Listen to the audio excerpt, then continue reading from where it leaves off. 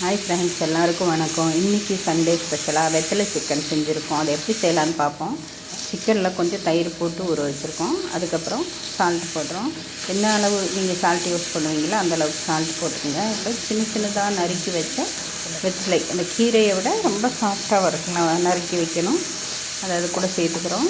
கூடவே ஒரு 4-5 வெத்தலை சேர்த்துக்கிறோம். ஒரு 1/4 கிலோ எடுக்கும்போது நீங்கள் இஞ்சி நறுக்கி சின்னதாக நறுக்கி இடித்து வச்சுக்கோங்க. அதே மாதிரி பூண்டையும் இடித்து வச்சுக்கோங்க. கூட காரத்துக்கு வெறும் பெப்பர் மட்டும் சேர்க்குறோம். இந்த வெத்தலையோட காரம் ஆல்ரெடி இருக்கிறனால பெப்பர் நாம் அதில் சேர்த்துக்கிறோம். எந்த மிளகா பொடி மற்ற பொடி எதுவுமே சேர்க்கலை.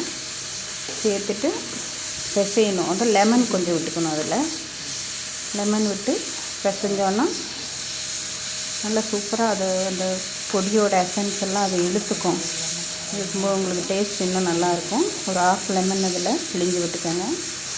கூடவே கார்ன்ஃப்ளவர் மாவு போடுறோம். சோள மாவு போட்டு, இந்த சோள மாவு வந்து பைண்டிங் ஆகிறதுக்கு கொஞ்சம் நல்லா இருக்குங்கிறக்காக லைட்டாக சேர்த்துக்கிறோம். முட்டை ஒன்று அது நல்லா கிளறி விட்டுட்டு ஒரு முட்டையை உடச்சி அது கூட ஊற்றணும். ஒரு முட்டையை உடச்சி ஊற்றிக்கோங்க. ஊற்றி அதையும் சேர்த்து நல்லா கிளறி வைக்கணும். நல்லா கிளறி வச்சா தான் அதோட ஊறி அதோட தன்மையெல்லாம் அதுக்குள்ளே போகும். பாருங்கள், முட்டை ஊற்றுறோம். நீங்கள் ஒயிட்டு எல்லோ ரெண்டையுமே போட்டுக்கலாம். அதில் போட்டு விட்டுட்டு ஊற்றிக்கணும். நல்லா கையை விட்டு கிளறுங்க.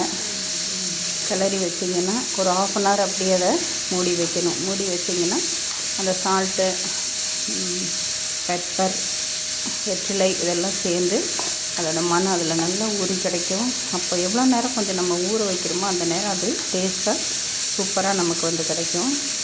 நல்லா கிளறிக்கங்க. தண்ணி கொஞ்சம் அந்த எக் போட்டோன்னா அதிகமாக இருந்துச்சுன்னா லேசாக கார்ன்ஃப்ளவர் போட்டுக்கோங்க.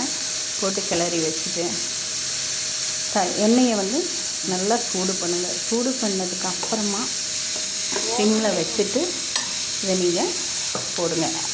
போட்டிங்கன்னா அந்த ஸ்லிம்லேயே வேகும்போது உங்களுக்கு ரொம்ப இதாகாது, கரிஞ்சு போகாது.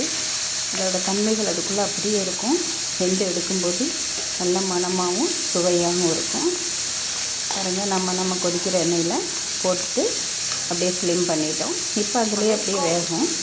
இப்போ நம்மளோட சிக்கன் வெற்றிலை சிக்கன் தயார். எங்கள் சேனல் சப்ஸ்கிரைப் பண்ணுங்கள். உங்கள் ஃப்ரெண்ட்ஸ்க்கெல்லாம் ஷேர் பண்ணுங்கள்.